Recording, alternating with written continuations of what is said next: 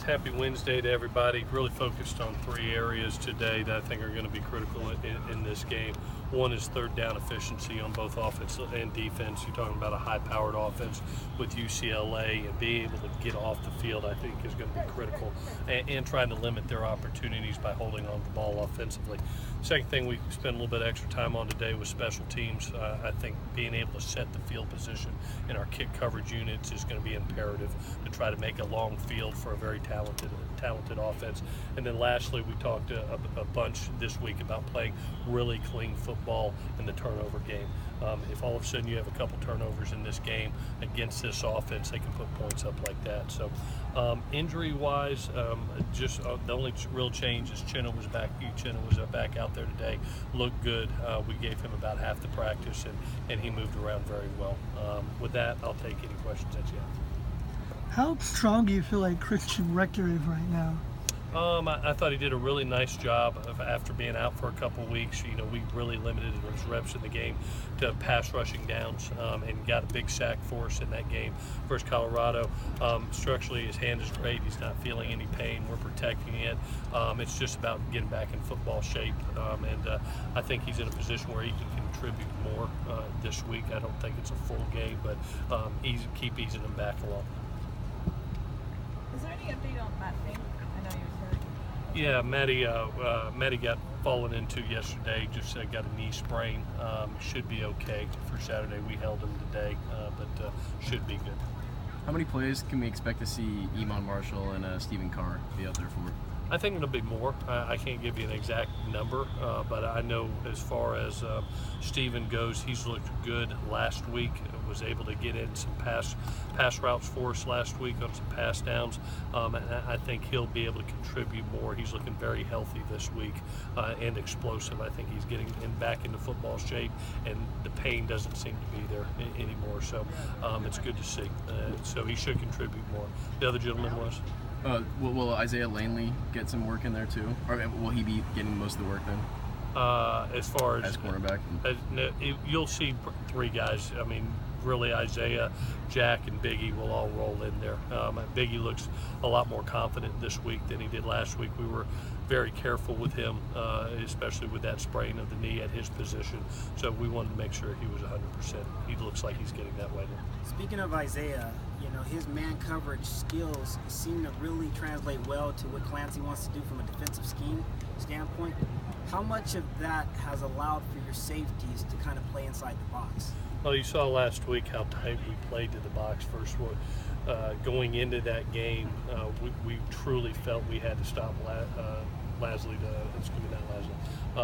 their running back, Lindsey's the running back, in that game to win. And so we sacrificed bodies to the box and left our corners on man. We did get hurt twice with it, but at the end of the day, you look up and Lindsey only had 67 yards rushing, and I thought the two safeties really came down and made some nice plays in the box as far as tackling. They've really done that the past three games, so it has helped us to be able to have the man covers like we have with an Amon, like an Isaiah and like a Jack. It helps you when you do have to load the box. Coach, and a follow-up to that question, on the offensive side, with Daniel Imatorbhebhe, his presence being back in the offense, how much is that really has helped the spacing at the receiver position, really kind of taking pressure off those slot receivers? Yeah, you don't see the numbers that Daniel yet, but his presence there I think helps because of his vertical presence, especially the speed he has downfield. Somebody has to cover him, and the safeties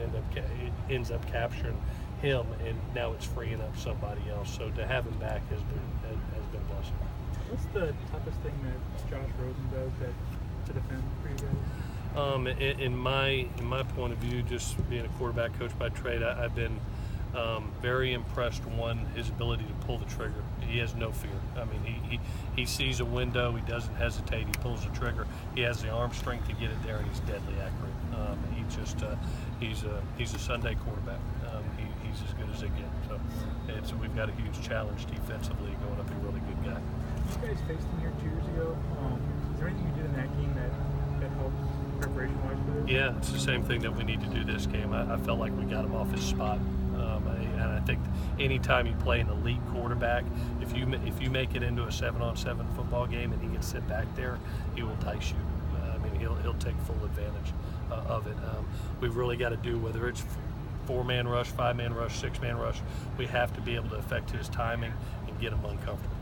You were saying yesterday you were out there seeing him in Pop Warner or when he was younger.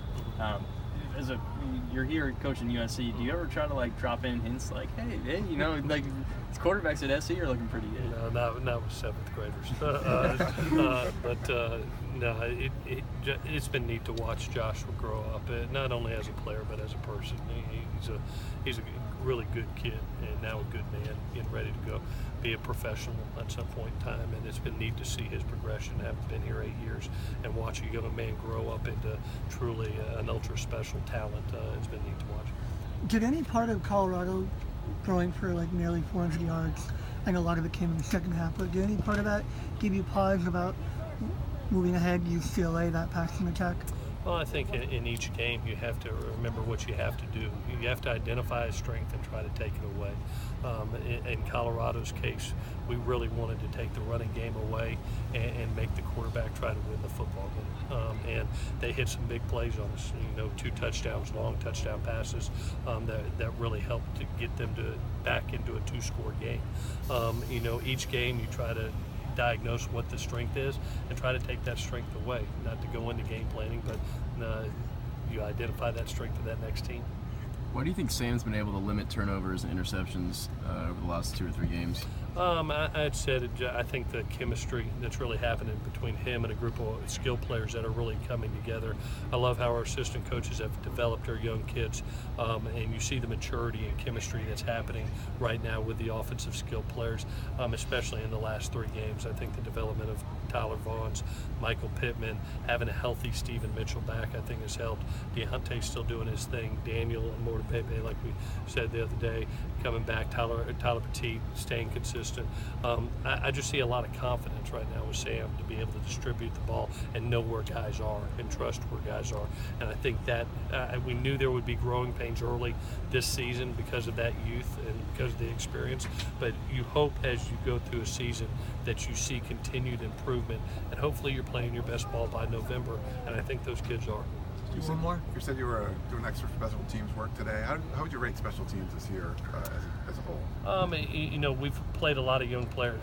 You look out there, count the number of freshmen on each team, and it's been invaluable to, I think, their experience to get a Bubba Bolden and a Levi Jones, a Vi out there, and you just see young person after young person, and the experience of playing in games, I think, is really important to their growth and progression. I think of Michael Pittman last year. I think he is in a position right now where he's excelling because of the experiences that he had overall. Now, when you put youth out there, what happens? You will have some faults.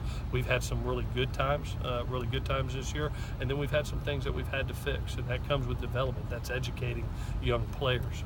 Can we be better? Yeah, of course we can be better. We're always trying to fix things, but one of the things that I've been really impressed with Bax is, and he always does a great job, is taking a young person and making him the skill sets that he teaches in special teams carry over to offense and defense, and that experience has helped them become better football players later in life. Good. Thank you, guys.